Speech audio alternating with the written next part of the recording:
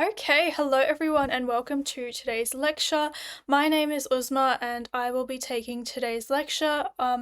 So this lecture is the HSC Revision Legal Studies lecture, and it is brought to you proudly by ATAR Notes. So as most of you would already be aware, ATAR Notes provide high score resources to essentially allow students all the success. So I'll go through some of the resources before we get into today's lecture that you can take advantage of as you now approach the HC sort of area and you're now getting into prepping for the HSC. So these are some of our free resources that we offer, starting off with our hundreds of downloadable study notes. So if you have certain topics or certain areas that you're a little bit confused with, this is a great place to go and download some of those notes and have them ready. Lectures, which you're watching one right now, but there are many others, so please ensure that you do have the opportunity to register to all the other lectures as well that you may be interested in for your subjects, etc., for skills, tips and tricks, etc. We've then got discussions, so online Q&As, things like that, because I know at this point you'd probably have a few questions for certain things that you're revising, so that's a great place to get those questions answered. We've then got videos, so a lot of engaging online revision to break away from your traditional textbooks and black and white notes as well. We've then got newsletters to help all of you stay in the loop. ATAR calculator, if you have a certain ATAR in mind, how much do you need to get to that ATAR? So just to see if you're on track.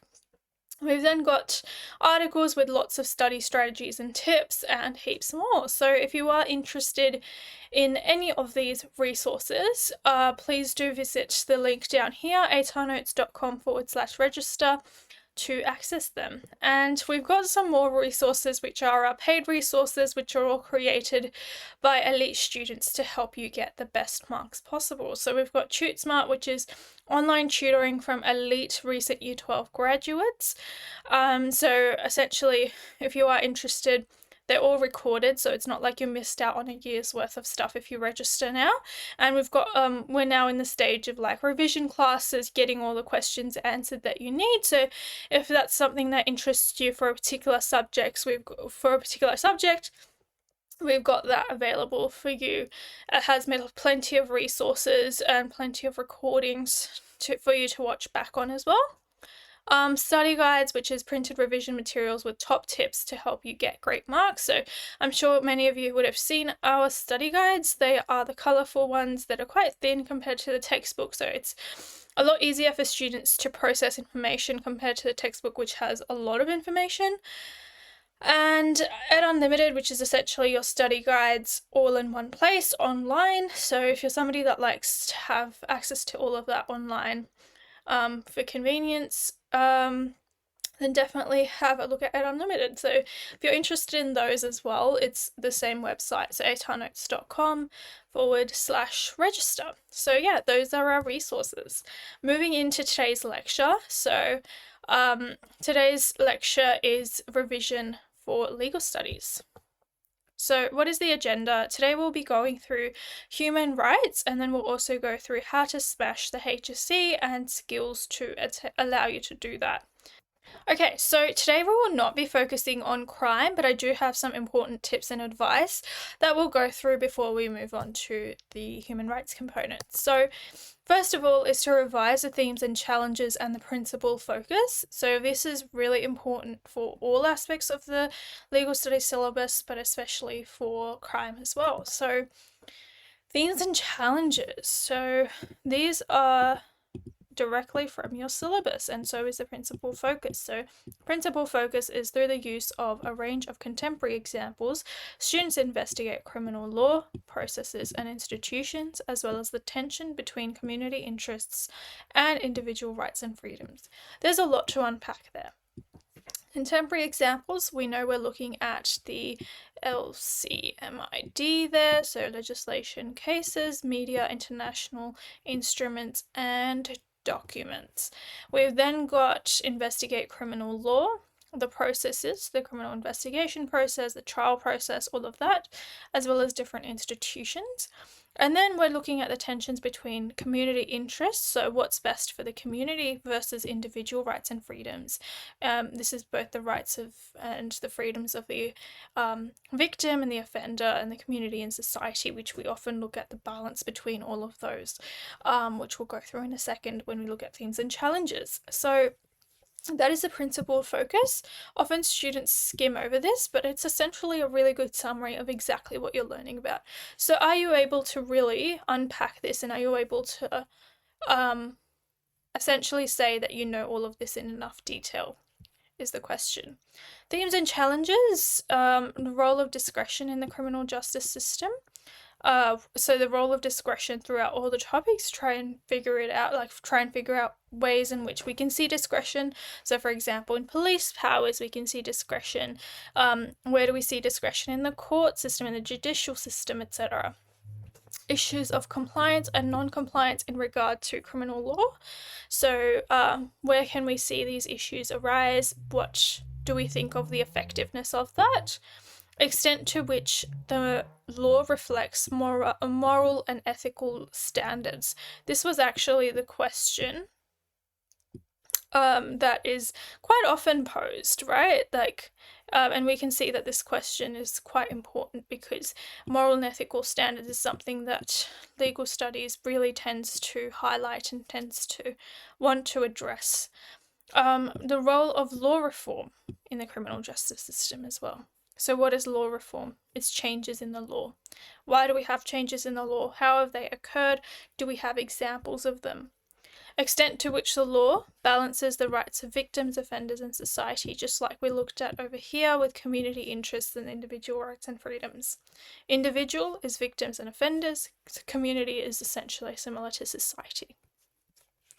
Finally, effectiveness of legal and non-legal measures in achieving justice. What are our legal measures? Anything like legislation, common law, all of those. Non-legal measures, protests. We have many organizations that aim to address things in that way. Media as well. So a lot of different sources and measures that you can have a look at there. So essentially, those are our themes and challenges that are incorporated all throughout the syllabus, all throughout the crime syllabus. So have a look at some examples, list the examples for each one, create a separate Word document or separate page in your notes and look at each one, make a list or brainstorm or draw diagrams, whatever works for you, but just try to have enough for each one because the legal studies, people that make the exam could literally just pull one of these and have that as your essay. Next up is to revise the student learn tos. So really, really important. It's also known as the right-hand side of the syllabus, which I'll show you. So this is, for example, from the criminal trial process. We have the right-hand side of the syllabus. Describe the role of the courts in the criminal justice process. Right, you go through the court jurisdiction, the adversary system. You then look at, discuss the use of the adversary system as a means of achieving justice. So you learn about the adversary system first, and then you apply it. How does it help achieve justice? What does it do? What are its characteristics as well?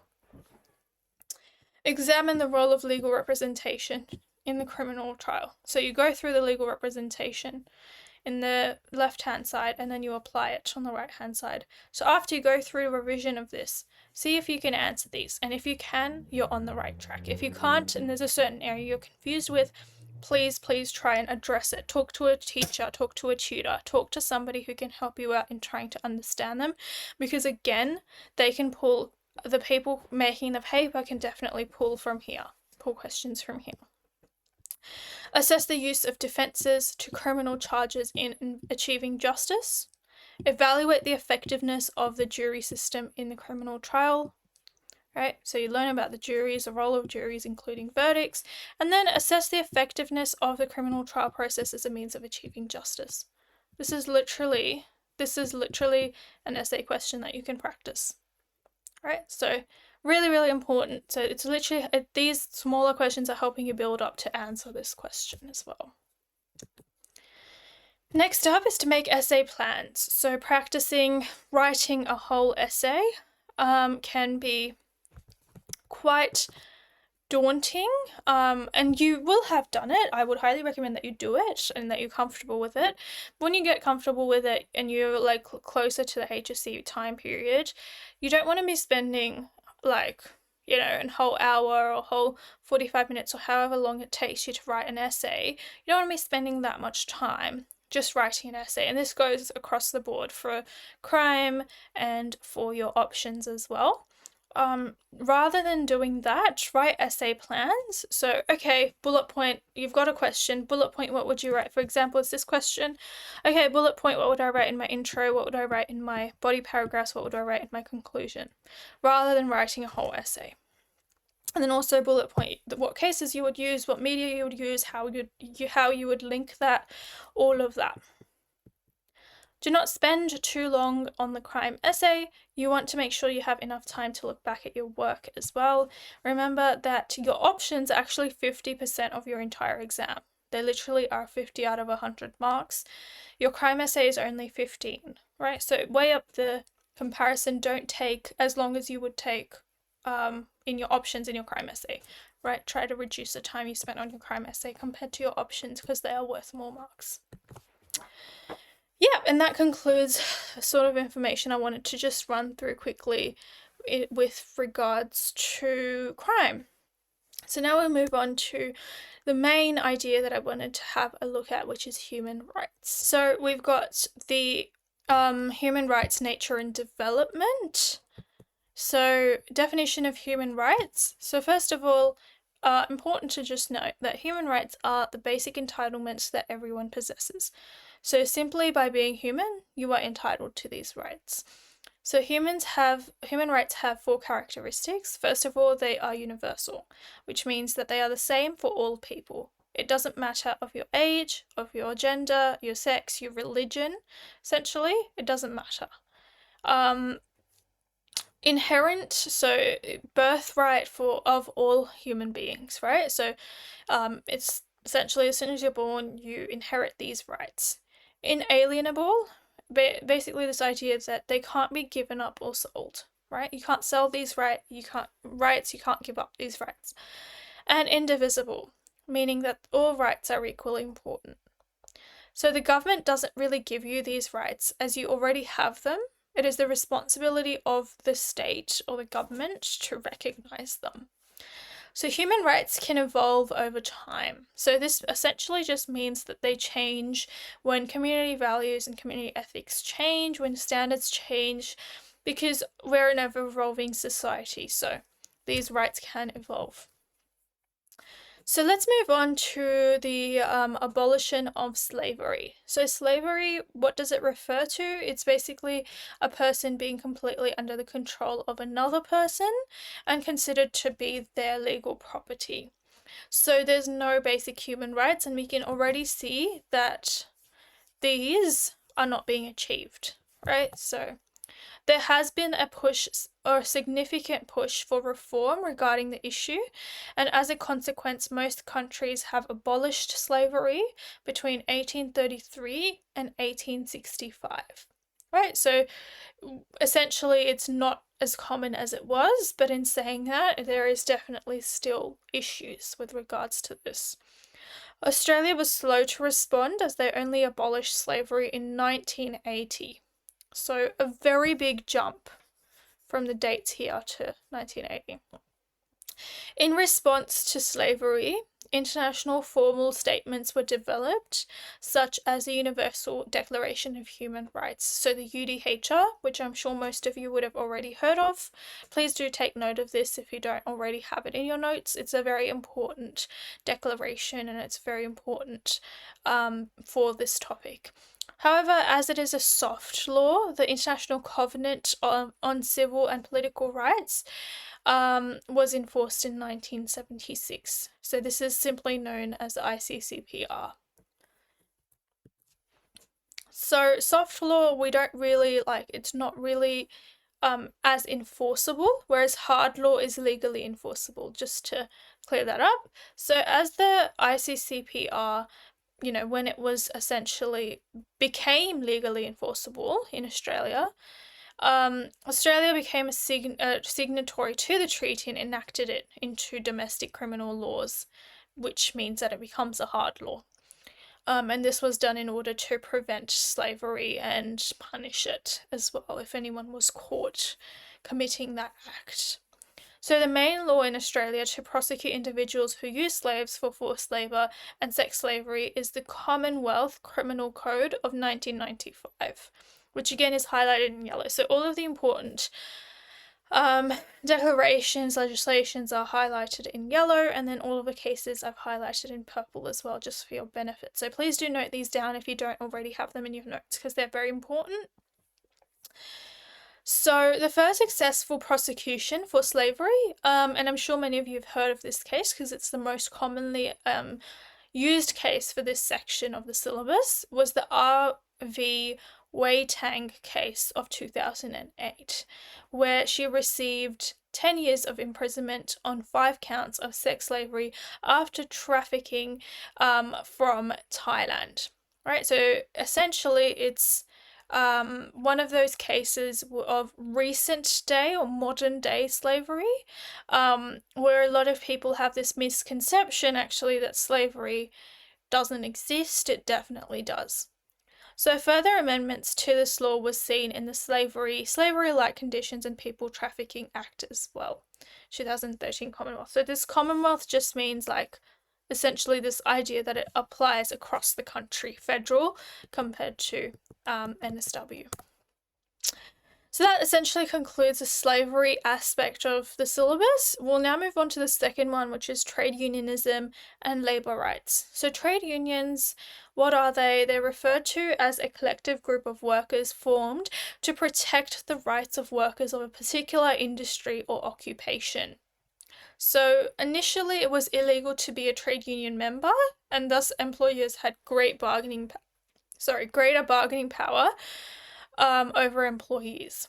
So it's quite it is quite a negative thing that, you know, it was illegal to be a trade union member, because a lot of the times this just meant that employers were able to exploit them.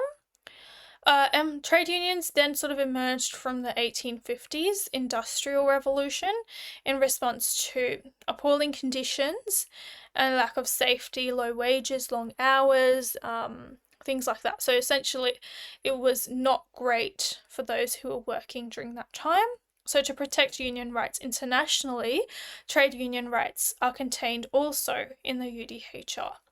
And I'm sure many of you may have known that the Australian Labor Party has a lot of roots coming from trade unions and fighting for labour rights.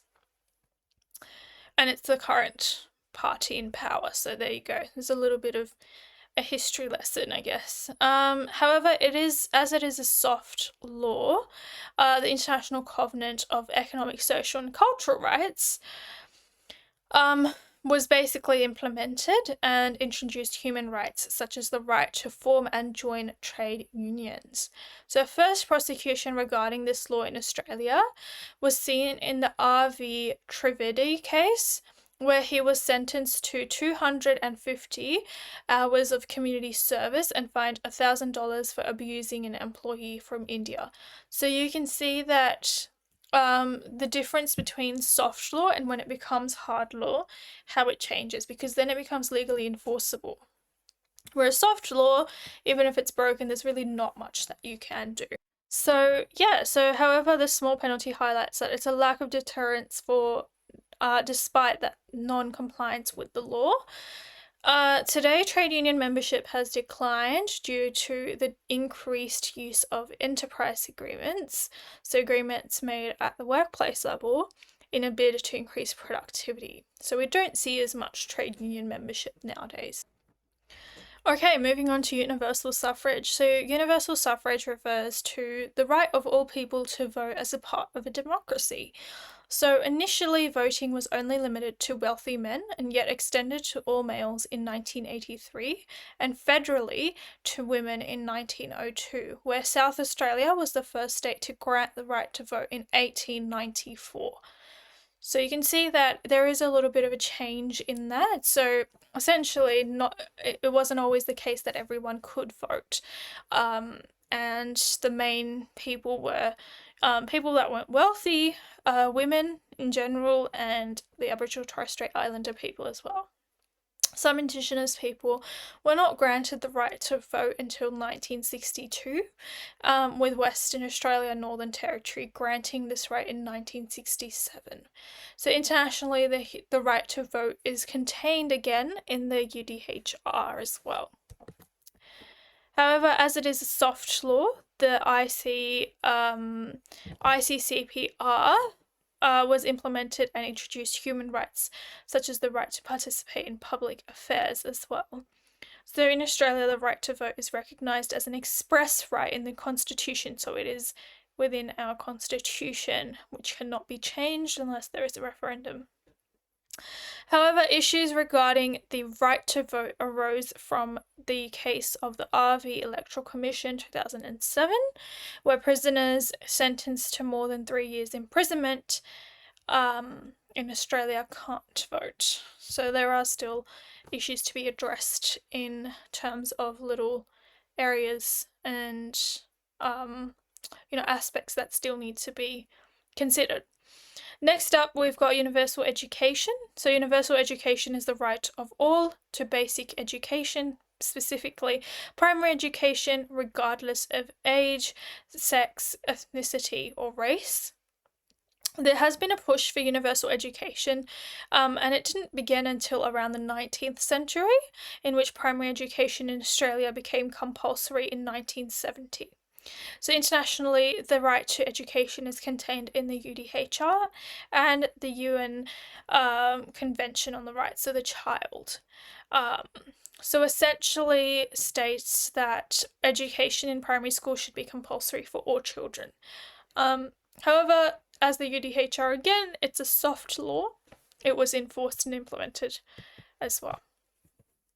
In Australia, the right to a universal education was enforced through statute law, so legislation.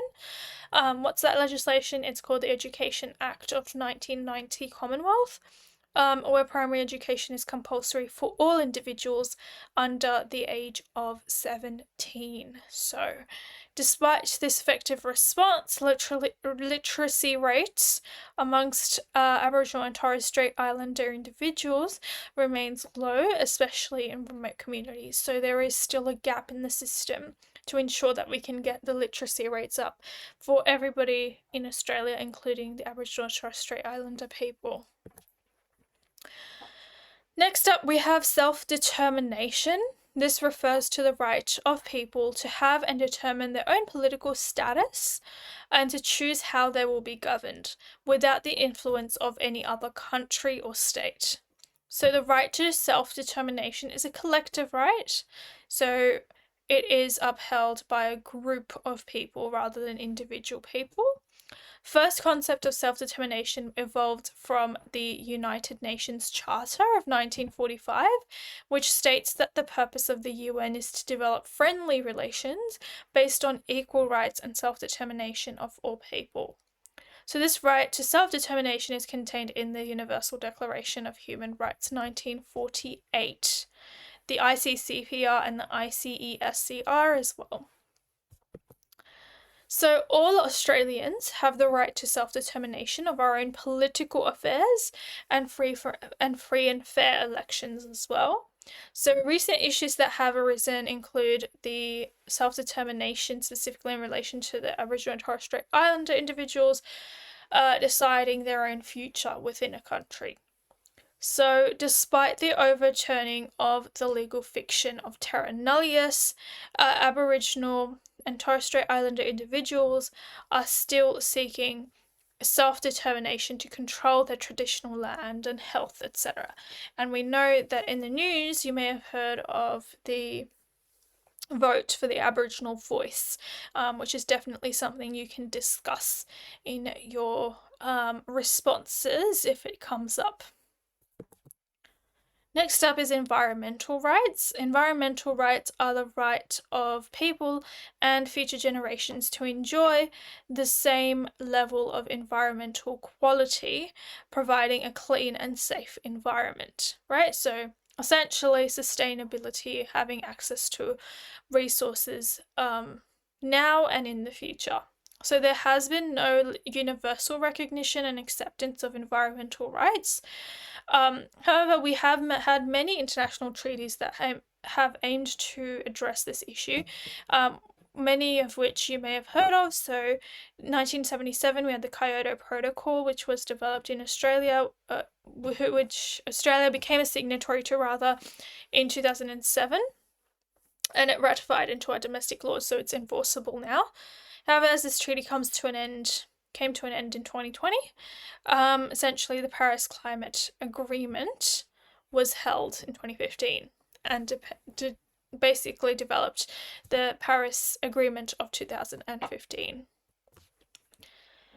So this proved effective as 195 countries adopted the first universal and legally binding global climate deal, which aims to reduce global temperatures by 2 degrees Celsius. So that is a big deal because, although it's a small step, it can make a huge difference.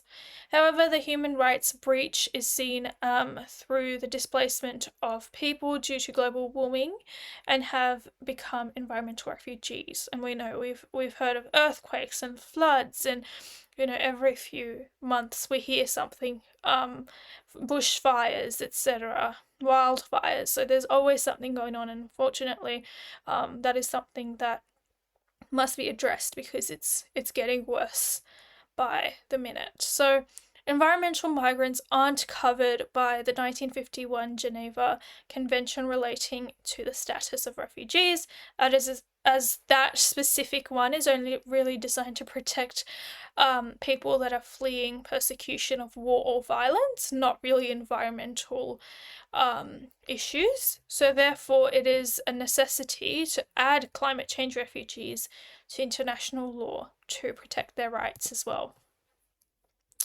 We then have peace rights. So peace rights are the fundamental entitlements afforded to all people to live free from conflict, from war, and any form of oppression.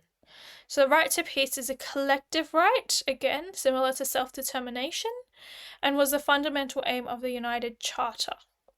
However, in situations that may threaten regional and global peace, the United Nations Security Council is authorized to act under the authorization powers as well. So if a state commences an illegal war, it is considered an act of aggression, and parties concerned can be tried in the ICC, or the International Criminal Court, in an attempt to restore world peace, because we know that state sovereignty exists, so this is done also to combat state sovereignty.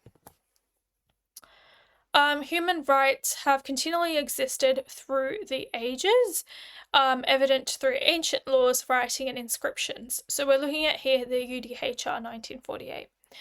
So following the events of World War I and World War II, the Universal Declaration of Human Rights 1948 was adopted in response to the mass atrocities, allowing for a wider recognition of a wider range of human rights. So the UDHR 1948 didn't explicitly define what human rights and fundamental freedoms were, making its enforceability quite difficult, in addition to being a soft law. So really it was quite difficult because, first of all, there wasn't many definitions. Second of all, it's soft law. It's not enforceable. It's not ratified, so you can't really do much. Despite the declaration not being legally binding, the document carries more moral weight. So essentially, you're probably going to be shamed by other countries if you decide to go against it. So due to lack of enforceability, it has led to the development of twin covenants, which we've talked about before, the ICCPR and the ICESCR. Both of these conventions are hard law, meaning that they are legally binding and come into force upon the ratification of certain number of states. So the ICCPR is a multilateral treaty that aims to protect as it's in the name, the civil and political rights, so helping individuals against arbitrary use of power, etc. This is evident through human rights protected in this treaty, so right to fair trial, right to freedom of thought, conscience and religion. Then we've got the ICCPR 1966. As Australia has become a signatory to this treaty, we have implemented domestic laws to punish those who breach these human rights. Right, so compliance of the ICCPR is monitored by the HRC, or the Human Rights Committee.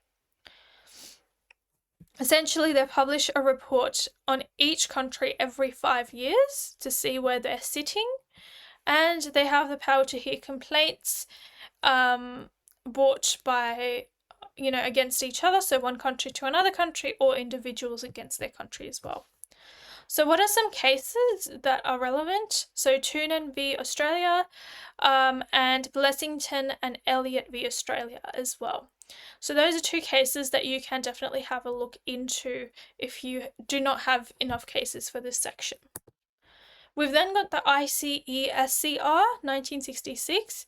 It's a multilateral treaty that aims to protect all economic, social and cultural rights. So as Australia has become a signatory to this treaty, we have implemented domestic laws to punish those who breach human rights. So for example, the right to education, equal rights for men and women, etc. Whereas this, it's under the Committee on Economic, Social and Cultural Rights. They don't really hear individual petitions, unlike the previous one, the ICCPR. And then we've got Australia criticised by a committee that we don't have a Charter of Rights, which we'll talk more about as we progress. Moving on, again, we've got the case that we talked about earlier of R.V. Trivedi.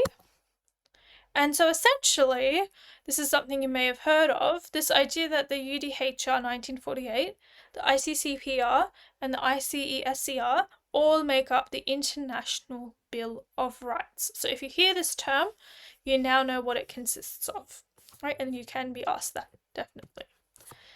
Next up, we have human rights, promoting and enforcing internationally. So, state sovereignty. So a state is an independent country, so it's defined by territory, permanent population, effective government, and state must be recognised by other states. And all of this, for example, Australia has been able to achieve. They're an independent country, yes. They're a defined territory, yes. Permanent population, yes. They have an effective government, and it's recognised by other countries or states. So state sovereignty is the power to make your own decisions without external interference. Right, so essentially, if Australia decides that they want to include a voice for Aboriginal and Torres Strait Islander peoples in Parliament, then, I guess America can't come and say to Australia, no, you can't do that, because they are an external interference. This is something that's related to the country, it's a country federal matter, then it stays within Australia. However, it creates major issues when human rights breaches occur. So, fundamental principle of international law is that no nation state can interfere in the domestic affairs of another nation unless authorized by the UN. And the UN will really only authorize this in some cases, for example, R2P of 2005. So where they have a responsibility to protect. So if there's a war or innocent civilians are dying or they feel like the country is in ruins, then they can step in to help protect or to help the people. The UN weakness in enforcing its decision on human rights due to state sovereignty is a lot of the time related to vetoing. So the United Nations Security Council and other members of the council have the right to veto certain decisions as well, which can be a huge area of ineffectiveness in the system. You've then got arguments for and against state sovereignty. So arguments for state sovereignty is that states can exercise influence in international forums. They can impose sanctions on other states for breaches of human rights as well. and they can implement domestic laws protecting human rights without really any interference from other countries. And against is that you can ignore international human rights as a country. States enact discriminatory laws and engage in repressive practices because they know no other country can come and say anything. States can remove existing domestic human rights protections that they have in place because, again, they know that no one can come and say anything. And states can ignore domestic human rights violation as well. So if there's countries where, there's violations of these rights, then states can simply ignore them because they can say, oh, well, it's not really in our sovereignty. So the United Nations is the world's largest IGO and is the chief organization involved in international law. So it was established via the United Nations Charter of 1945. So they have a General Assembly where the Parliament of Nations with 193 members, each member has one vote, and all members have equal voting power on international discussions, declarations, and recommendations. So here's the Security Council I was talking about. So they are responsible for international peace. They have 15 members and 5 permanent members. So US, UK, France, Russia, and China are the 5 permanent members, and the 10 others, which are just members, are elected for 2-year terms. So not all members are equal, right? So permanent members have the power to veto that I was talking about earlier. So the Charter gives it the primary responsibility for international peace and security. So they have a very important role. Power to send peacekeepers as well, and can impose economic sanctions and military action as well. Then we've got the International Court of Justice. So this is a judicial arm of the UN. They settle legal disputes between nations, and they give advice on matters of international law if they need it. They don't have to comply with the rulings handed out because of state sovereignty, though. So really it's just advice, or it's just recommendations that can happen. But, at the end of the day, they don't really have to. The country doesn't have to follow anything. So East China Sea dispute between China and Japan is an example of that. Then we've got the Bill of Rights. So when we're looking at, then we've got arguments for and arguments against. So when we've got the United Nations, we know that the International Bill of Rights, for example, has promoted human rights. So that's an argument for. We know that the ICCPR and the ICESCR are binding and enforceable. So committees will check for compliance. Then we know that the UN Summit has also brought the responsibility to protect, which is often, very useful. Or it's a really good concept on paper, but it has been useful, but not to the extent that I'm sure many people would have liked. 2011, UNSC voted to act against Libya, so enforced mainly by the US, but no decision to take action, for example, against Syria. So there's definitely areas of ineffectiveness that need to be addressed. Environmental rights have risen internationally. Arguments against, though, like countries like China still believe human rights don't exist, so up to individual states to decide on the rights of their people. The UN inability to handle international conflict as well, because, again, state sovereignty exists, and that there has been criticism that the permanent 5 of the UNSC all have nuclear weapons, and they've created this exclusive nuclear club whose powers are unchecked. And a lot of people have also complained. So these are all basic ideas that people have said are against it.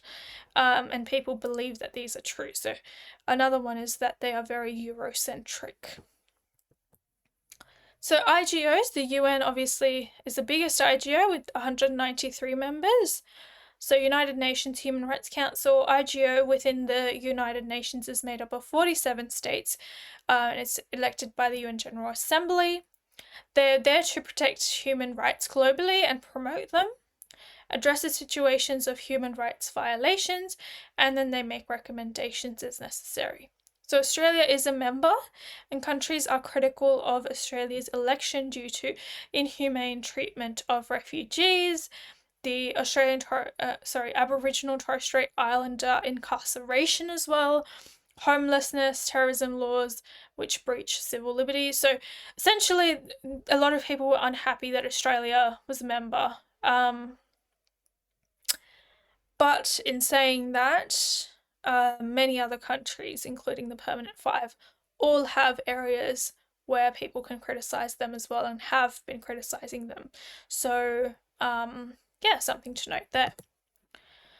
African Union has attempted to address the prevalence of child soldiers in Africa. An Arab League has suspended, for example, Syria's membership. We've then got the International Court of Justice, which is the relevant court, where they are a judicial arm of the UN, so they're a court underneath the UN. Settle legal disputes amongst member nations, like the example that we gave on the East China Sea dispute. We've then got the International Criminal Court, so the permanent court with jurisdiction to prosecute individuals who commit crimes against the international community. So jurisdiction includes anything like genocide, crimes against humanity, war crimes, and crimes of aggression are all examples of crimes that can be prosecuted under the ICC, or the International Criminal Court. So this was created by the Rome Statute in 1998 and enforced in 2002. The situation is referred to by the UNSC. Alleged crime occurred in the territory of a member state, and accused is a signatory member of the ICC. So Syria has not ratified the Rome Statute and can't arrest President Assad only if UNSC agrees, for example. So cost is relatively expensive. So as the ICC's annual budget is 100 million Great British pounds. So lack of enforcement of arrest warrants, and not all countries have signed on to the Rome Statute.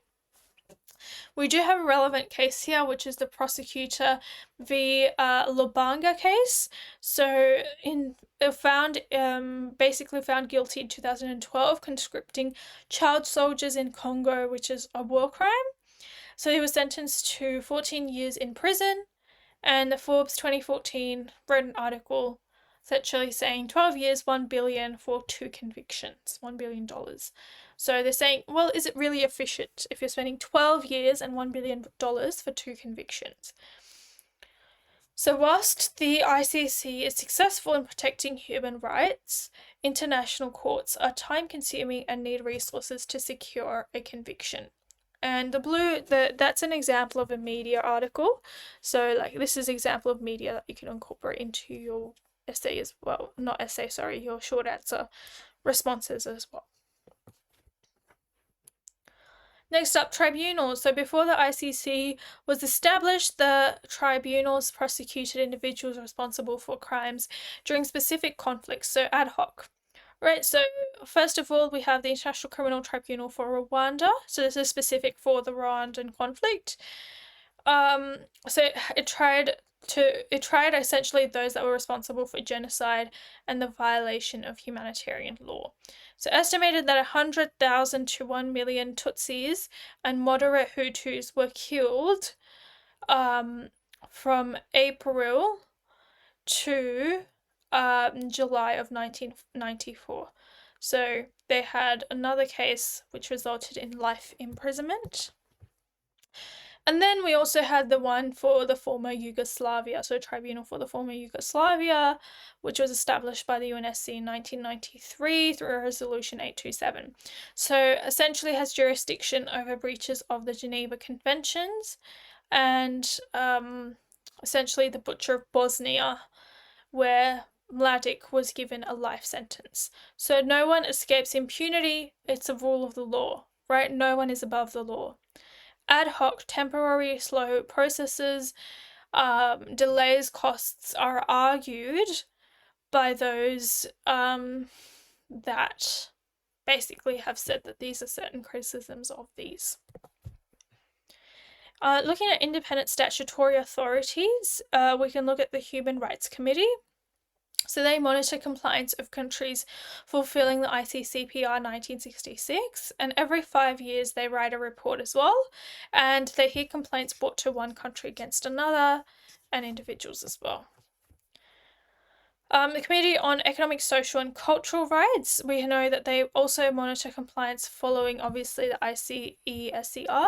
They hear complaints brought to one country against another. They don't really hear individual petitions, but Australia has been criticised by the committee that we do not have a Charter of Rights, and the treatment of homeless 100,000 Australians on any one night are homeless. So this, again, is something of a criticism of Australia. Then we've got non-government organisations. So these are organisations that work independently from the government, so not with the government.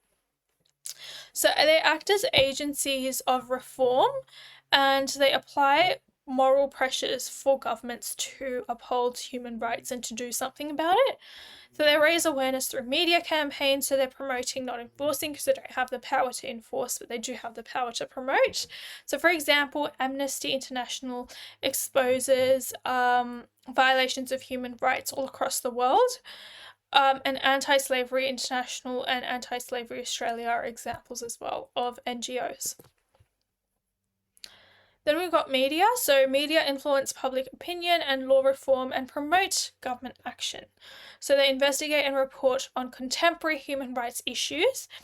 The media is a vehicle, an agency for change or promotion of change. So it is a non-legal response that can only expose the issue, cannot legislate or enforce. So really important to note that. So Human Rights Watch produces detailed reports about human rights abuses. So compared to Daily Telegraph, which is more sensational news, etc. Okay, moving on to human rights promoting and enforcing in Australia.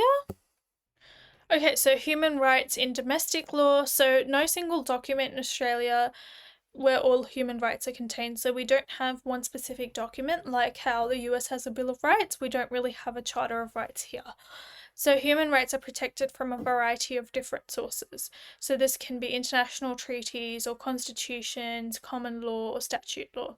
So Australia has a dualist system where Australia has signed a human rights treaty.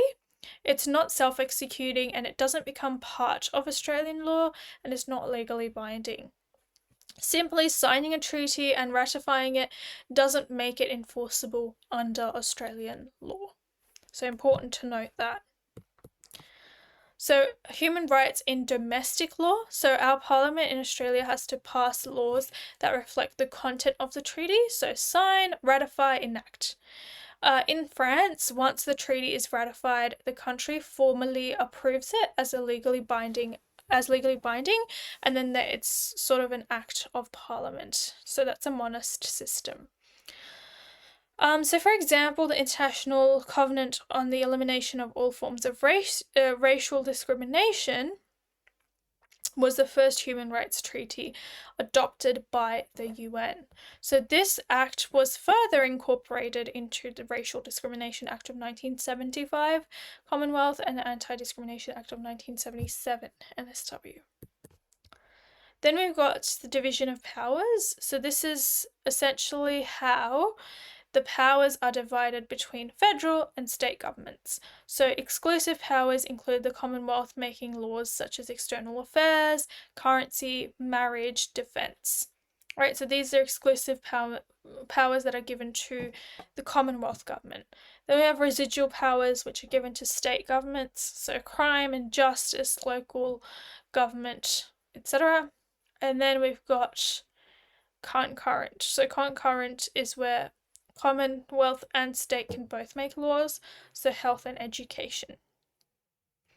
So the Constitution has granted the federal government exclusive power to legislate in regard to external affairs, so Section 51, which gives the Australian Commonwealth authority basically to enter international treaties. Then we've got the issue of marriage. So federal government is responsible for legislating laws on marriage. So the High Court unanimously voted that the Marriage Equality Act were inconsistent with the Federal Marriage Act and therefore were unconstitutional. So Commonwealth v ACT 2013, which went to the High Court. So as a result, as of December 2017, we have the Marriage Amendment Act, and this was the amendment to the Federal Marriage Act, so law reform. Separation of powers. So this essentially prevents one group or person from gaining total power and ensuring that the rule of law is protected. So the government is separated between the executive, legislature, and the judiciary. Executive is looking at essentially the government, it's looking at Governor General, the ministry, the government departments, the people who enforce the law, so police. We then look at legislature, so they're looking at elected lawmakers in parliament, so people that are making those legislations, and judiciary, so these are the courts who interpret and apply the law. So there's a legal notion underpinning separation of powers, which is the rule of law.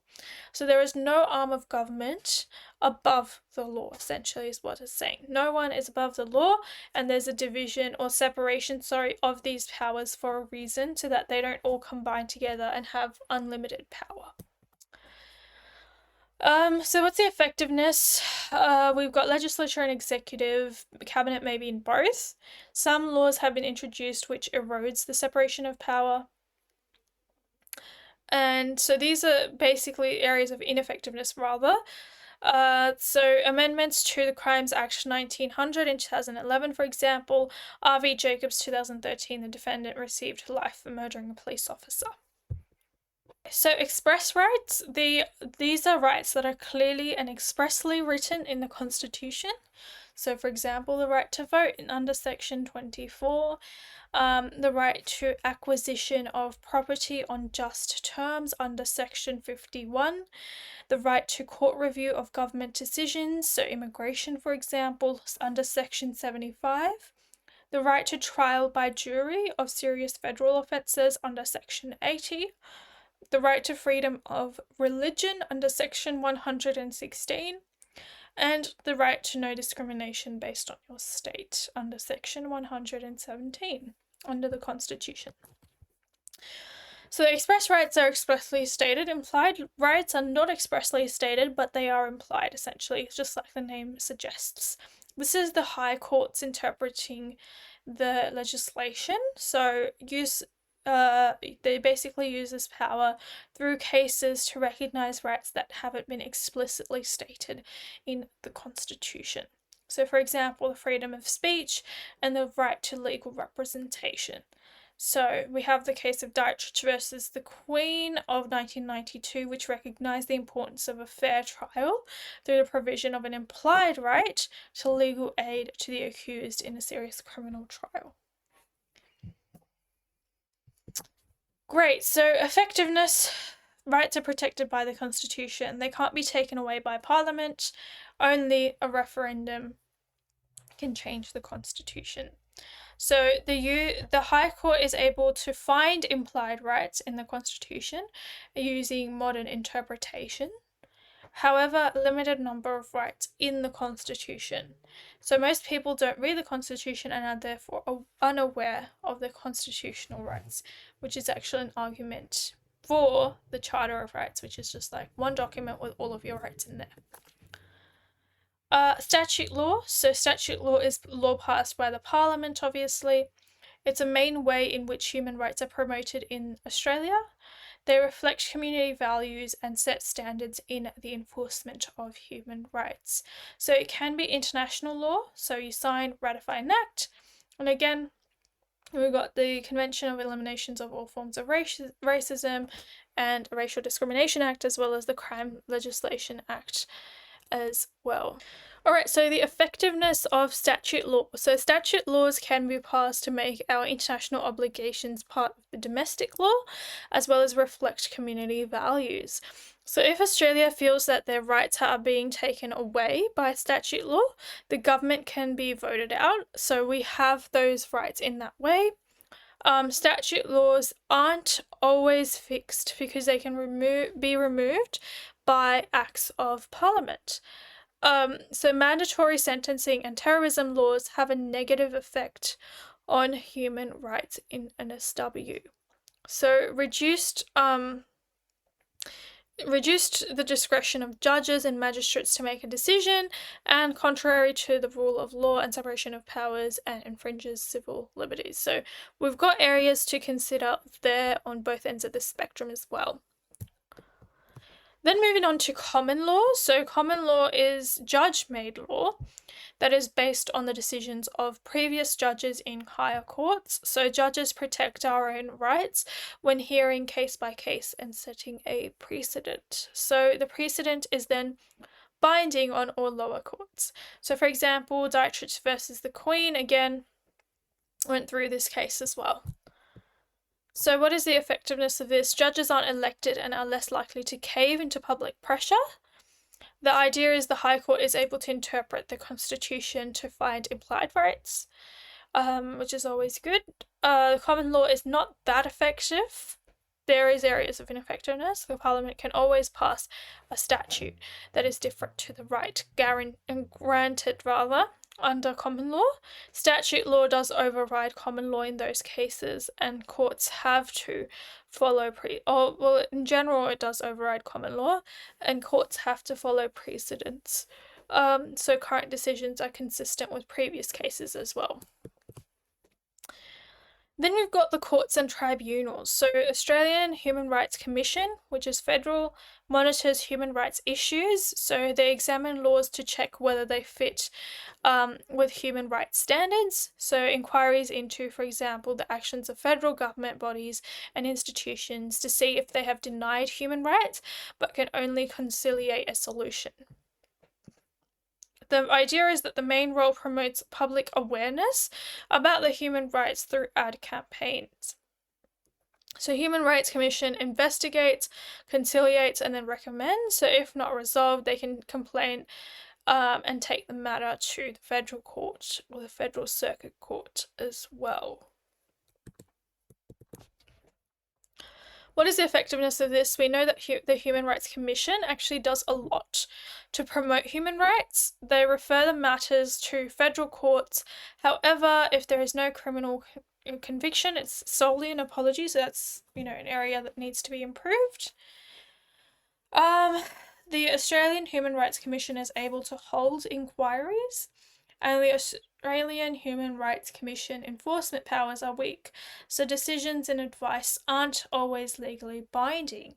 So that is a bit of an issue that needs to be addressed. The AHRC doesn't have the power to investigate state-level cases, only federal. Alright, so that's something to note as well.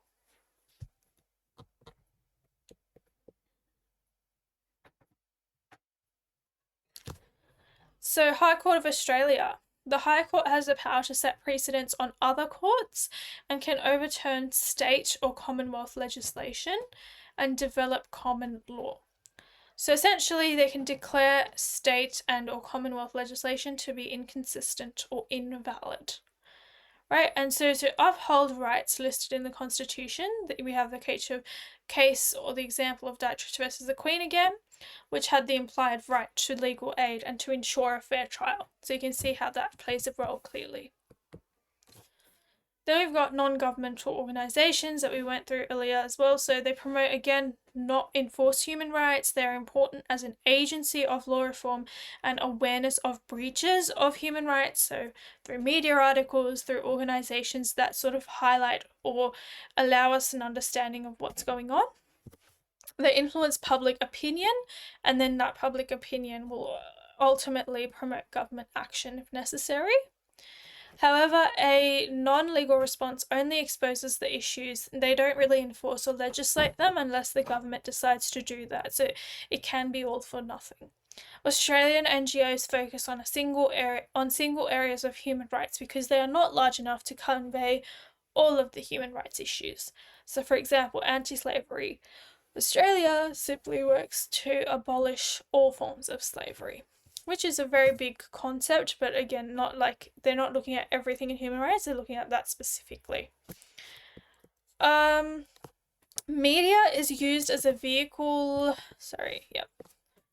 So media is used as a vehicle to influence a human rights issue. So they can promote law reform and act as an agency as well. So they can influence public opinion as well by releasing articles that highlight certain issues in the system, and promote action from government in that way.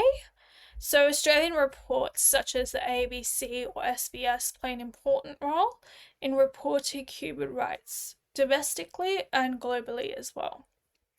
However, media ownership in Australia is very concentrated to only a few owners, so that can play a role as well. So this idea of the same breaking news culture, only the most shocking news is reported in a sensationalized way.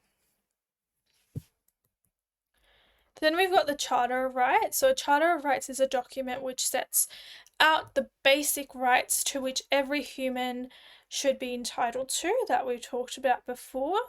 Within Australia, the extent to which human rights would be protected would depend upon the way in which a Charter of Rights was created. So legislative Charter of Rights is this idea that it could be legislated as a part of statute law or constitution. If it's a legislated Charter of Rights, it is created by Parliament, right? So effect this has on the protection of human rights is at the will of the Parliament. So human rights can be changed over time, as we know. Constitutional Charter of Rights. So effects on human rights would be protected very differently. So this type of charter to some extent offers a better level of protection as it's difficult to change once it's there. To change this charter, the state would need to have a referendum, like we are having one soon for the yes or no vote for the voice. So it's time consuming, it's costly, and in this case, it may not always be successful in terms of having that constitutional Charter of Rights. So we've got those arguments for and or against. So for a Charter of Rights is this idea of failure of existing law. So human rights are scattered throughout statutes, the common law and constitution. So just allow one place, everything's there. So improvement of international reputation. So the UN Human Rights Council recommends that we have one. So we can sort of say, hey, look, we listened to your recommendation. Australia is the only Western democracy without a Charter of Rights as well. And then arguments against, 64% say that the existing human rights protection are adequate. A Charter of Rights doesn't necessarily ensure human rights are better protected. It's just a list of the rights, essentially, is what other people are saying. So, for example, Zimbabwe has one and that hasn't stopped human rights abuses. And making a list of rights could limit our rights to whatever is on the list as well. Alrighty, so that concludes the content component of today's lecture. I hope that that was insightful and you learnt something new and you were able to absorb that information. I know it was a lot of information, but now we are going to move on to smashing HSC and the skills side of today's lecture. So let's get into that. Alright, so then we've got what does your HSC exam look like? So most of you would already be aware of this because you would have done your trial exams and you would have sort of an idea of what it will look like. But regardless, I thought I would put it up here just as a sort of summary or of exactly what's going to be in your exam. So we first of all have 20 multiple choice where 15 are coming from the crime section and 5 of them are from the human rights section.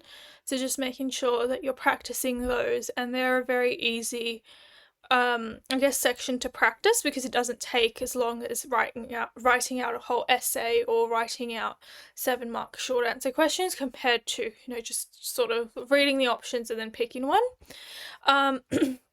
We've then got 15 marks of short answer, which is coming straight from the human rights section. So just making sure that you are practicing human rights, and obviously these two are core, so everybody would be doing that. Everyone who's doing legal studies would have studied these. So just making sure you're practicing that, and again, there are many past papers on the NESA website for you to access. So if you feel like you are not that confident with a certain section, would definitely recommend practicing in that with the different papers. And obviously just remember that you practice from the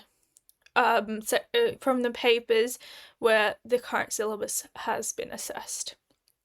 After that, we've got the crime essay, which is another 15 marks. So your crime essay is going to be 15 marks. It's going to not be as long as your other option essays. So your other option essays are 25 marks each, and so the 2 options there, so this is all core, so every student will be studying crime and human rights. So the 20 multiple choice, the 15 marks of short answer, and the 15 marks of the crime essay are all core. Every student will do these, and then with options, you're choosing 2 options. You're choosing from the 2 options for each topic. So whichever topic you've covered in class, you would write an essay for. So these are 25 marks each. So just something to highlight is that this is literally 50% of the paper. Right, so you have 100 marks and 50 of the marks are coming just from the 2 options. So really, really important to make sure that you have a really good understanding of the option essays, and then also focusing on the rest of it as well. So yeah, something to keep in mind there. Okay, then moving on to your multiple choice section. So this should be the main place that you should be boosting your marks. So read every single word of the question. It is so, so important because at the end of the day, you have a 1 in 4 chance of getting it right. So just make sure that you are sort of thinking of it and you do have the mindset that this is the place that I can boost my marks, and that every single word of the question is read, because sometimes they can trick you with that. Don't spend too long on one specific question, so mark it with your pen and move on if you feel like, oh, well, I don't really get this, so I don't really understand what this is asking me. Don't get stuck on it, just mark it and move on. And if at the end of the exam rather, you come back to it and you still can't figure it out, just have a guess. Never leave a multiple choice question blank, or any question regardless. Eliminate the distractor and the other one. So you should be left with 2 similar answers in which you must choose the most appropriate answer, because sometimes it can feel like they're both correct, but it's important to know that that's what they want you to think. So choose the most appropriate answer based on your knowledge and your understanding of the content. So making sure you are doing as much practice as you can, because the questions that come up are quite similar to the ones that have come up before. So if you do understand those and if you practice them enough, then it will become second nature to you when you get to your exam to have a look and be able to tick off the right options. So definitely something to keep in mind there. Next up, do not spend the recommended time of 30 minutes. This is something that, again, every student differs, but I would suggest to try and see if you can do it in a shorter amount of time, because 30 minutes, personally, and from what I've heard from other students, is a lot of time to be spending on the multiple choice. So try to do it in a shorter period of time and see your accuracy rate as well. If that's something that ends up working for you, would highly recommend to try and cut down the time there, and then you can dedicate that time to other sections where you feel like you need more time. Prioritize the areas you are getting wrong for revision. Right. So, for example, you may have gotten your trial back and you realize, well, I'm not really good at police powers. I don't know what they are. I don't know what they consist of, and I don't know what to talk about or how to analyze them.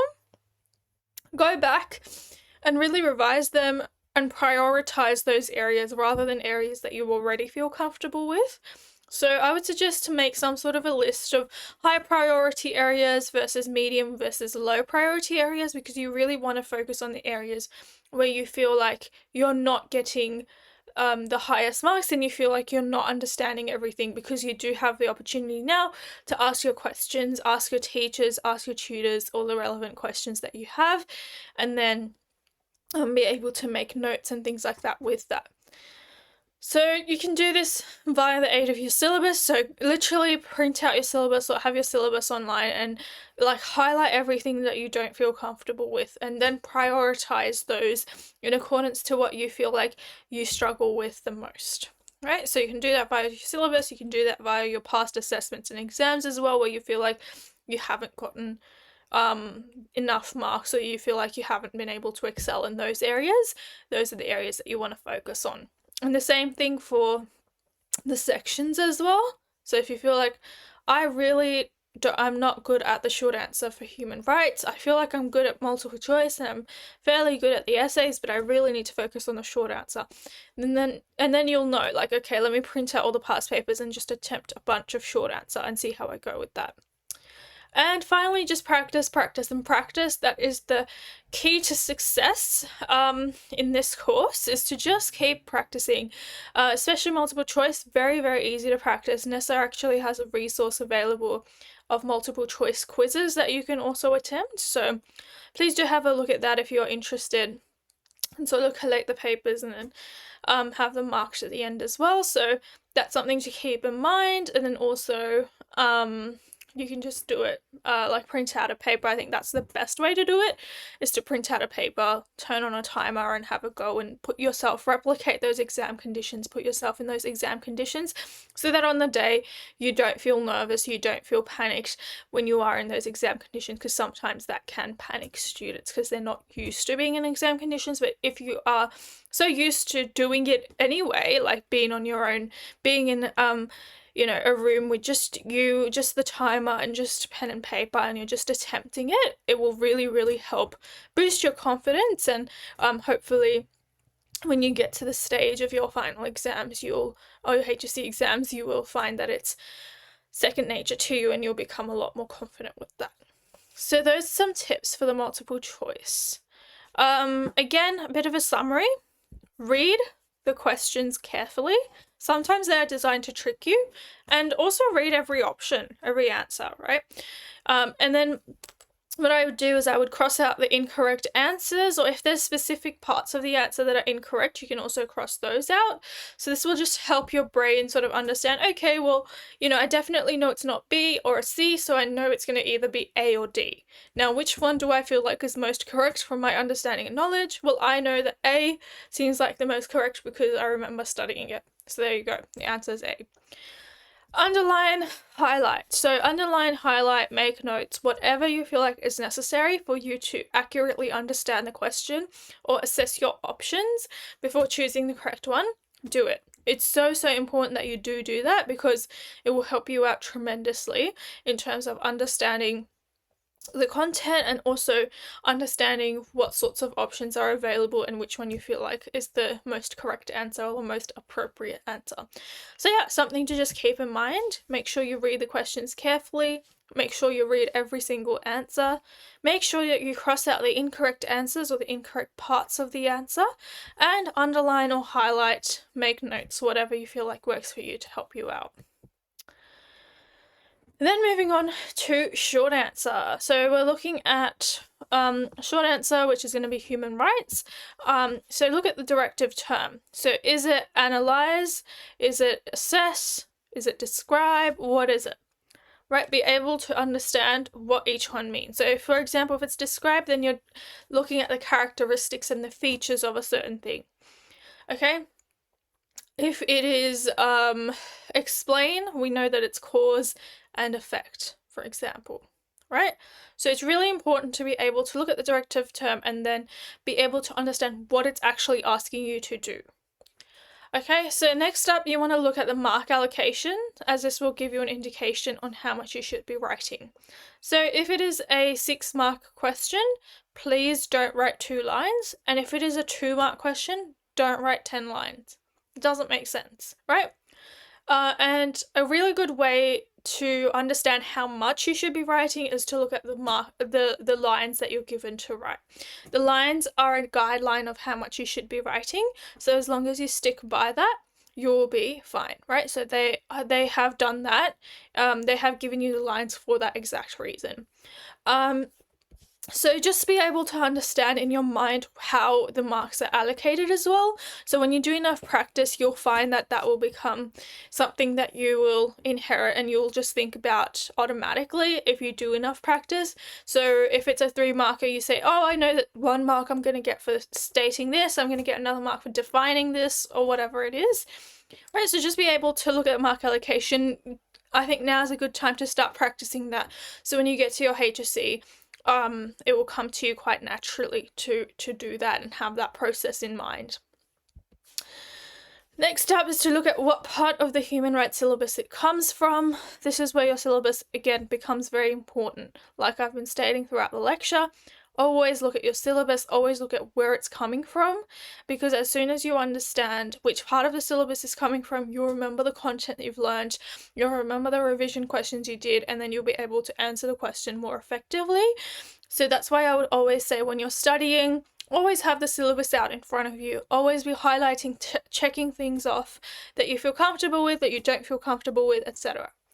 Try and smash this section out in about 20 to 25 minutes, again to leave more space for your essays, which are a significant chunk of your marks for the HSC exam. So just really try and work through that, because the more that you're able, or the more confident that you feel in trying to complete that, the less time you'll feel like you need to complete that, whilst also achieving a high level of accuracy. So the only way you can really do that is to practice. Again, put yourself in those exam conditions, set up a timer, have a pen and paper ready to go, and just attempt a bunch of past papers. But after attempting them, please do make sure that you look at the marking guidelines and you're able to answer to the marking guidelines, and you're able to mark and see how many marks you're giving yourself. So if you feel like, oh, I've actually missed out on a couple of things, note those things down, so next time you know exactly what you need to write and how to improve. Simply doing the paper but not marking it or checking whether your answers are correct or incorrect is just a waste of time, because you don't actually get any feedback or any response. Make sure that you are backing up your responses with contemporary legislation, cases, media, international instruments, and documents. Really important, right? It's such an important part of the course, is to look at the legislation, cases, media, etc. So we have gone through a lot of them today, so you can definitely utilize the ones we've gone through today, as well as the ones that you would have gone through in class or from your textbook or from your notes. So I would highly recommend them. And also if you are interested, you feel like you need a little bit of assistance with that, the Legal Studies Study Guide also is a great way for you to be able to get all of those LCMID in there as well. So always answer what the question is actually asking of you. Do not fluff. I think this is something that is quite important, especially if it's like a 4-marker. If you're spending half of that time just writing extra stuff that's not helping you answer the question, then you're probably not going to get the 4 marks, because half of it doesn't really add anything or add any value. You want to be direct with short answer. You want to just answer the question. I know in essays sometimes you can add a little bit more and get away with it. That's fine. And again, sometimes it's actually good to add a little bit of extra information. It's actually going to be appreciated. But in the short answer, it's not, because you just want to directly answer the question and move on to the next one. And you'll see that the questions are more direct. They're just asking you to simply, whatever it is, explain something, describe something, assess something. Just do as what the question's asking you to do, and then you can move on to the next one. Make sure you plan your answer before writing. As you're practicing now, you may feel like you need to have a pen and paper to plan, or jot some things down, or actually write out like a proper plan. That's fine. Try and do it as much as you can now, and then try to practice doing it without jotting down a bunch of things, and just jotting down a few things if necessary. So you want to get to a stage where you're jotting down a few things, and then the rest of the plan's in your brain, and then you just can regurgitate that back onto your answer. So, I guess when you're starting out, you can sort of have like a mini structure, like plan, which is completely fine. But when you get to exams, don't waste too much time on your plan, but I would still recommend having a plan. So those are some of my tips for the short answer section. So again, look at directive term. If you feel like you're stuck on a certain directive term, have a look at past papers for examples of that directive term, the types of questions that you asked with that directive term, and then the marking guidelines. Also, please have a look at the NESA website, because they have a glossary of all of the directive verbs. And then look at the mark allocation and the lines that you're going to be given. Look at which part of the syllabus it's coming from. Make sure you're checking things off, highlighting things. Look at the timing, so try and practice as much as you can now. Have contemporary LCMID. Always answer what the question's asking of you, so be direct with your answer and plan your answer before you write. So yeah, there you go. Look at the directive term, look at what part of this human rights syllabus it's coming from, look at the mark allocation, and finally look at how much you need to write. So normally it's 1 mark is equal to 3 lines.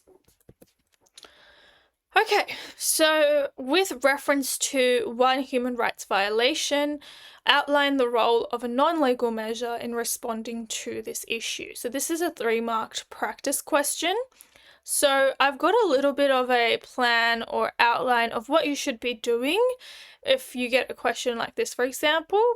So first of all, you want to be able to break down the question. So we know that it's asking with reference to one human rights violation.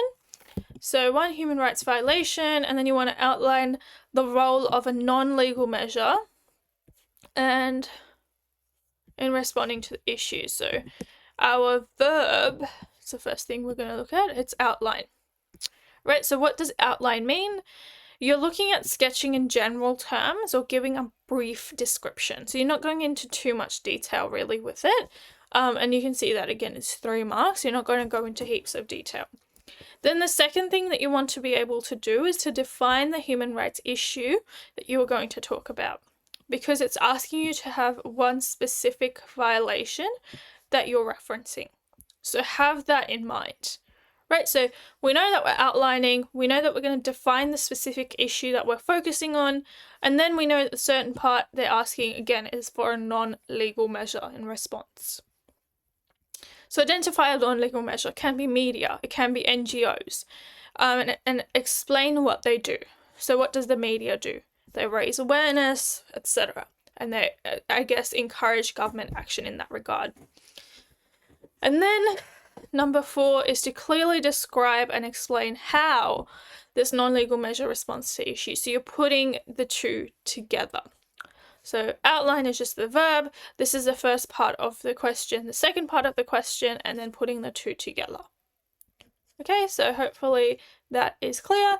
I would suggest that you pause here and just have a go at answering this question, and see how you go in terms of following the structure and if you find it to be helpful. And so this is something that you can also do when you are practicing in your own time. So here is the response. So here's a sample answer that you can have. So again, we're looking at one human rights violation. We're outlining, so sketching in general terms, the role of a non-legal measure. So for example, we're looking at slavery specifically. So we're going to start off with what slavery is. So slavery is the breach of a human right where a person is believed to be under the total control of another person and considered to be their legal property. So the first sentence, again, it's just defining exactly what slavery is. We then move on to slavery breaches both the UDHR and the International Covenant on Civil and Political Rights, 1966. So it's saying exactly how this is a violation.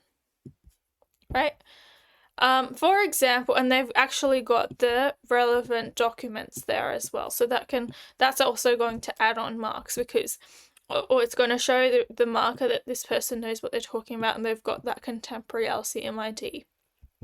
And then they go into an example. So for example, the right to life and the right to freedom from slavery. So then they go into the non-legal measure part. So one non-legal measure used to respond to this issue is media and non-governmental organisations such as Amnesty International and Anti-Slavery Australia. So we've literally got examples again to show the marker that we know what we're talking about, and we've got the relevant examples to back up what we're saying. These NGOs, basically, how do they help how do they help respond to the issue? Well, these NGOs raise awareness and promote breaches of human rights, so legal organizations can take action to further prevent this from happening. So, by exposing these human rights violations, society is made aware of slavery occurring in modern times, right? So you can really see how it's all tied together at the end, because you're putting the two together, the human rights violation and the non-legal measure. So again, starting off with the definition of the human rights violation. How is it, or why is it a human rights violation? What is the non-legal measure to respond to this? And then how can you put the two together? How does it actually respond to the issue? So there we go. We start off with the definition and identification of a human rights violation, how it's a human rights violation. We then look at the non-legal measure. So with the non-legal measure of media and NGOs, and we've given two examples of the Amnesty International and the Anti-Slavery Australia. And then we go to explanation of the non-legal measure and how they both sort of combine together. So these NGOs raise awareness and promote breaches of human rights, so legal organisations can take action to further prevent this from happening. By exposing these human rights violations, society is made aware of slavery occurring in modern times. Okay, moving on to the crime essay. So again, with the crime essay, I would say have 45 minutes on this essay max. Again, try to work out what works best for you. And that means looking at how much you think would be good for the recommended time for you personally. So have a time that you want to set to complete each section by. But don't spend too much time on this essay, because it's 15 marks compared to your other two options essays, which are 25 marks each. So don't spend more time on the crime essay, for example, than your options essays, because their options are worth a lot more marks. So then you want to use contemporary LCMID from the last 5 years. So again, there are many LCMID that you can find in your notes with your teachers, from like notes from ATAR notes as well. So like, again, up to you how you decide to do it. You can also do a lot of research, like you can find a lot of stuff online. If you just do enough Googling, you'll find a lot of media articles, a lot of cases that you may find interesting and you would like to incorporate. So do have contemporary LCMID. You can even have a separate notes page, or like separate notes for LCMID specifically. Make sure that you revise niche areas of the syllabus, such as themes and challenges, as well as student learn tos. So niche areas, themes and challenges, and student learn tos are very, very important, because they are where a lot of the questions are coming from, and all of the questions are coming from the syllabus. So that's something important to note as well. So their syllabus should be, the syllabus should be a very important thing that you're focusing on and you're always looking at. Next up is to make sure that you have a clear structure, right? So have an introduction, have your body paragraphs, and have your conclusion, right? Have that structure set, because essentially it will help you out in terms of one of the points, which is to have a sustained, logical, and cohesive response. And this is throughout both your crime essays as well as your options essays for the two options that you're going to be doing. Right, so plan the way that you're going to write the essay. So what method will you use? It's completely up to you. You can do like cases, you can do different topics, or different subtopics. You can have it in terms of a lot of different ways. So it's up to you really which method you use to write it. And I think for some people it also depends on the type of question that you get, but that's something to keep in mind. Remember, this essay should be 600 to 800 words, which is also known as about 4 to 6 pages. So again, keeping that in mind when you're going through it and when you are practicing. But remember that this is 15 marks, so it's not the heaviest part of the exam. It's not the one that carries the most weight. It is the options that do. So like for example, one options essay is literally 25 marks, so that's a significant chunk of the exam. And do not get stressed if the question is difficult. Think outside the box. Try to remember that everything that they're assessing you on comes from the syllabus, so that, you know, even if you feel like at first, like, I've never seen this before, if you've gone through the syllabus enough times, which is why I recommend that you do that, like go through the niche areas, go through themes and challenges, go through student learn too, so that any curveball they throw at you, you will be prepared for it and you'll say, I know how to do this. So if you ever feel like, oh, I don't really know this, I haven't seen it before, you definitely have if you've gone through the syllabus, because they can't really examine you on anything outside the syllabus. Option essays. So for your option essays, you've got 45 to 55 minutes on each of the essays. This is probably the most important as it makes up 50% of your overall mark. Again, these also, I would say, like the 45 minutes, the 45 to 55 minutes, they are recommended times. Like, you can like shift it according to what you feel like works for you personally. But I think these are a little bit more effective than what sometimes a NESA exam paper says. So contemporary LCMID, again, from the last 5 years. Make sure you do this for your options. Again, it's very important because a significant chunk of your marks are coming from here. So you want to have the stats that work with it as well, or the LCMID as well that work with it, so that you are giving yourself the best opportunity to get the highest mark that you possibly can. Make sure that you revise the themes and challenges specifically. Right, so make sure that you're looking at the themes and challenges and you've got them down, right? So because if you don't have them, chances are, you know, you are going to potentially be missing out on marks, because a lot of the times the themes and challenges are where the questions are coming from. So if you don't understand them, it can be a bit of an issue. So make sure that you do have that in mind as you run through it. Next up, play to your strengths. So will you choose the general or the specific question? It's up to you, whatever works best for you. That's why I would suggest practicing as many questions as you can. Even if you don't want to write whole essays every time you do a practice, you can sometimes choose to write whole essays, and other times you can just write essay plans, because they work just as well. As long as you do have enough practice with writing whole essays so that you're not stumped on the day. But if you feel like, I've written enough practice essays today, I don't want to write an entire essay, but I do want to get a bit of practice in, I'll just write a practice essay plan. So what would I write in my intro? What LCMID would I include? What would be my conclusion, again, for that specific question, and do the same thing for each paragraph. Right, so in that way you'll realize, actually, I really like answering the more general questions, or actually I really enjoy answering the more specific questions because I have a lot more to say. So when you see the question, you'll know which one you feel like you want to opt for, hopefully, if you've done enough practice, and you'll know, okay, I actually have a lot more case studies and a lot more legislation and media for this question, so I'm going to choose this question. So again, just make sure you do enough practice so that you're not stumped on the day and you're like, I actually don't know which one to choose, and you're wasting time trying to decide. So try not to make that happen, and try to sort of be prepared prior. Make sure you have a clear structure. So have the introductions, the body paragraphs, and the conclusion. Again, really, really important to have a sustained, logical, and cohesive response. That's something that the markers are going to be assessing you on.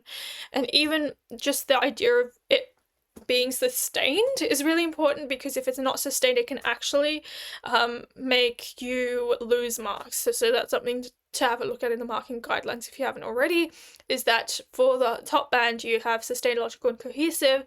A band below, it says you've just got a logical and cohesive, but it's not sustained. So making sure you're looking at little things like that now's the time. Do the practice, get in the mind of the marker so you know what the marker exactly wants, and so you can replicate what the marker would like. And so when you are doing the exam, you can replicate that and then hopefully give yourself the best opportunity to get the highest mark. Plan the way that you are going to write the essay. So what method will you use? Again, it can differ from the crime method that you use. It can differ from essay to essay depending on the question, but just have a think about it and have, you know, the different methods up your sleeve so you know exactly which one you're going to go for depending on the type of question that you're asked and depending on your knowledge and your understanding of it and the cases that you know for it, legislation, etc.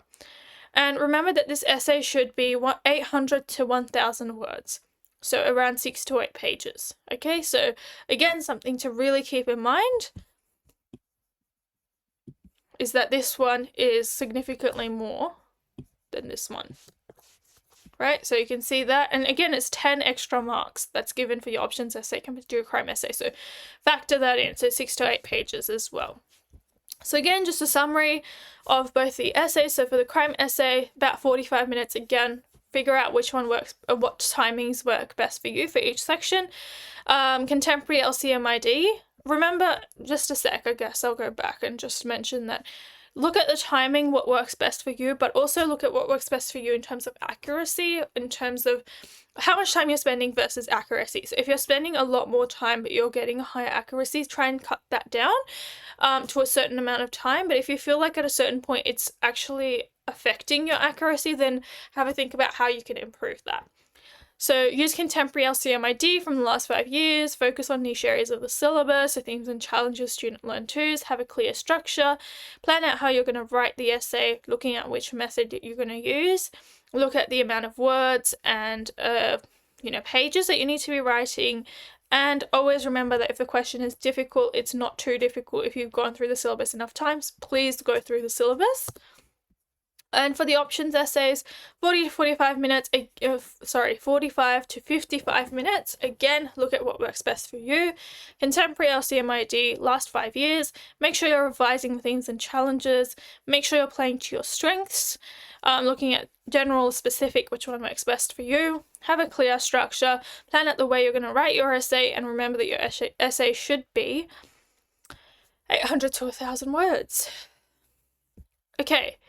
So essay introduction doesn't need to be fancy, it just needs to be clear, right? Make sure that you understand that, right? It doesn't need to be really, really fancy. They are not worried, the markers are not worried about how fancy it is. They just want to know, have you been able to answer, first of all, to directive? Are you clear in what you're trying to say?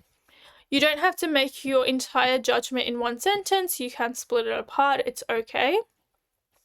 Your opinion really matters. So it's one thing to know the content, and it's a good thing to know the content, but if you're just vomiting out or brain dumping the content onto the paper and you're not adding your own opinion or your own assessment or your own judgment, you will definitely lose marks, because most of the directives in essays require you to have an opinion. So it might be to a certain extent, to a great extent, to a limited extent, something, or assess the value of blah, blah, blah. So you need to have an opinion, and that is something important to mention in the introduction of an essay.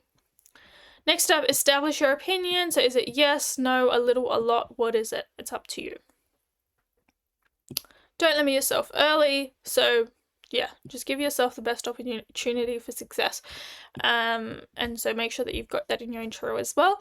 And also just try to do as much practice as you can now so that you can feel like it's a lot easier when you get to your exam. There's no point marking your thesis there's no point making your thesis more sophisticated than your essay. So just make sure that you're keeping that in mind.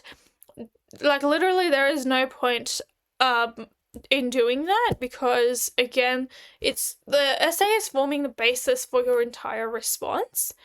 So don't make it so difficult for yourself, right? So it doesn't have to be overly complicated, doesn't have to be really difficult to understand or very fancy. You just want to get across your point in a well enough way.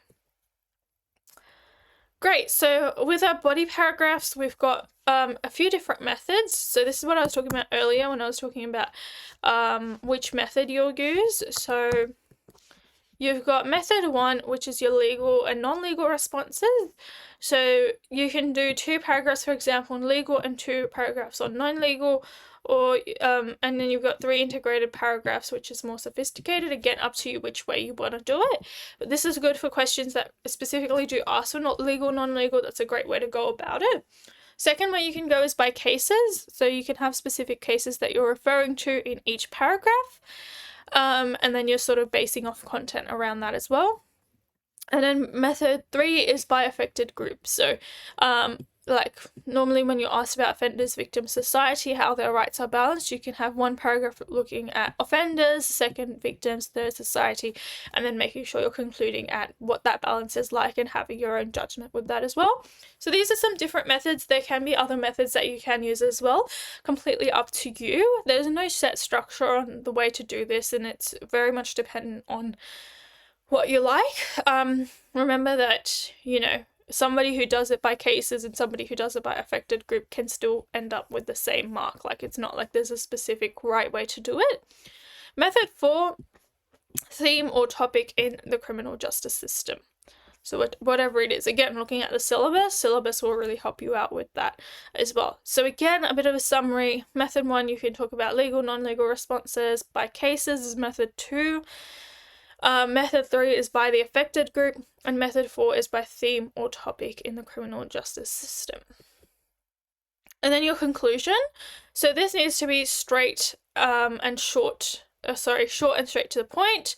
So really, really important to remember that because you don't want to spend too much time waffling in your conclusion. You just want to sort of conclude it off. Don't introduce any new points, like don't bring a concept out of nowhere. That's not really helpful because again, you're just recounting what you've already talked about, but you don't need to recount everything as well, which we'll talk about. 3 to 4 sentences max, again, quite short and straight to the point. Includes a summary of the dot points that you've discussed, but you don't need to recount every single point, and especially not in a lot of detail. Just recount briefly what you've talked about, and addresses the question by looking again at your argument or thesis. So you can just quickly mention it in a few points and then end off by, like, again, mentioning what your argument or thesis is. So to a certain extent, to a great extent, to a limited extent, whatever it is. Right, so again, something to keep in mind. So now until the exam, what do you want to do? You please go through as many past papers as you can. Like, go through the past HSC papers, look at what the questions are like, practice them as much as possible, because sometimes the questions that come up are quite similar to the ones that have already been assessed in prior years. So you'll get that experience, you'll get that practice, and do it under timed conditions. You don't have to do the entire paper in one go. You can do different sections every day, right? Or you can do one section every couple of days, because I do understand you obviously have other subjects that you want to work for as well. Cram your notes into a few pages. So this is really helpful for, you know, revision time when you've got everything but you just want, you know, the main points, or like the night before the exam, and I don't recommend cramming the night before the exam, but if you have certain concepts that you don't know, focus on those. So make a little like list of things that you don't know, like, and then make a little cheat sheet essentially and practice that before your exam so that you feel like you're more comfortable with it, because you've got the main points on there. And so hopefully by then you will feel comfortable with it in the exam. So do essay plans and not practice essays. Again, practice essays are good if you haven't done any, or you feel like you don't have enough practice in structuring it out and making sure it's logical, cohesive, sustained, whatever it is. But do essay plans because they're really, really important, right? They are essential to success, and they can, I guess, cut the time that you're spending revising as well. Make multiple choice your biggest strength because it's the, I guess, easiest way to get marks, right? Because you're not really writing anything, you're just choosing an option. So that's something to keep in mind. Plan how you're going to approach the exam, whichever method works best for you.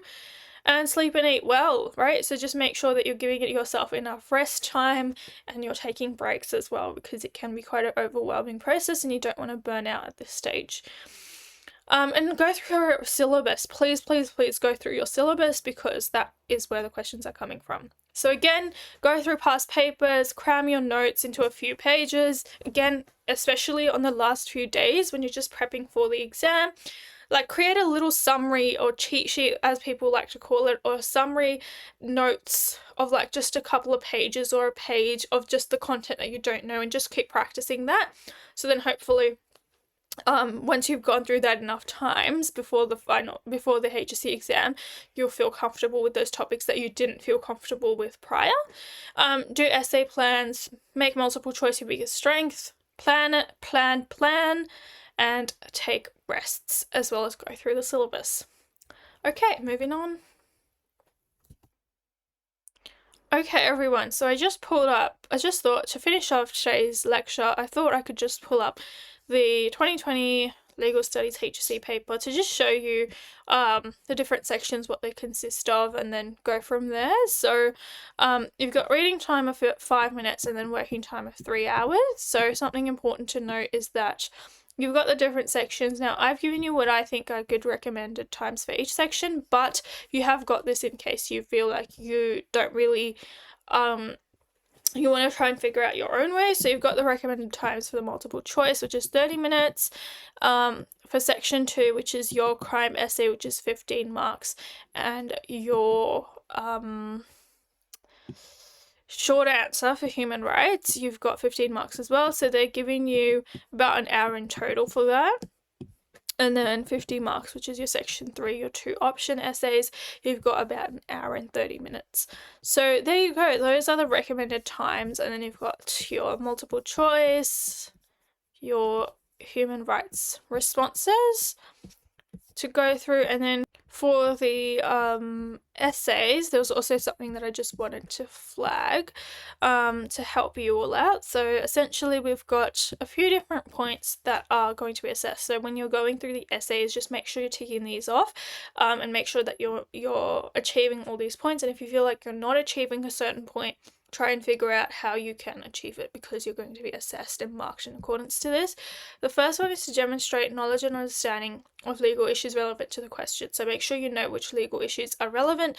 Make sure you know how to break them apart, talk about them, and show the marker that you know what you're talking about, essentially. Communicate using relevant legal terminology and concepts. So look at the glossary in your textbooks. They will provide you a list of all the legal terminology that you can be talking about. Refer to examples such as legislation, cases, media, international instruments and documents, so your LCMID. Please do refer to this. This is so important. If you don't, you're definitely going to lose marks. So make sure you have relevant legislation, cases, media. In the crime essay, you're not given an option, but in the option essays, you are given an option. So you can definitely choose the one that you feel like you can talk more about and you can meet these points better with. And finally, present a sustained, logical and cohesive response. Really, really important to practice this. This is one thing that the essay plans don't allow you to do or allow you to practice. So I would suggest don't completely substitute your essay writing with just essay plans. Do write essays if you feel like you're not confident enough with this point, and do practice essays anyway, but also you can do essay plans if you feel like I just want to practice it a little bit, but I don't want to give up 45 minutes to an hour to just write an essay. So that's that. And then again, with your options, you've got the same ones: demonstrate knowledge and understanding of legal issues, relevant terminology, legal terminology and concepts, refer to relevant examples, legislation, cases, media, international instruments, documents, present a sustained, logical and cohesive response. And then make sure that you look at the questions and make sure you look at choosing the one that works best for you.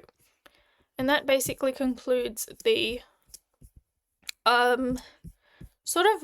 summary of basically what the exam consists of and some general tips for you there. So I'll just head back now. Okay, so that essentially does conclude today's lecture for the HSC revision for legal studies. I'd just like to say a huge thank you to everybody for listening in today, and I hope that you found this lecture somewhat useful and that you took something away from this lecture that you'll utilise in your revision for your legal studies exam. So thank you so much, and if you haven't already, go ahead and have a look and see if you would like to register for some of the other lectures that we've got going on. But other than that, thank you all, and yeah.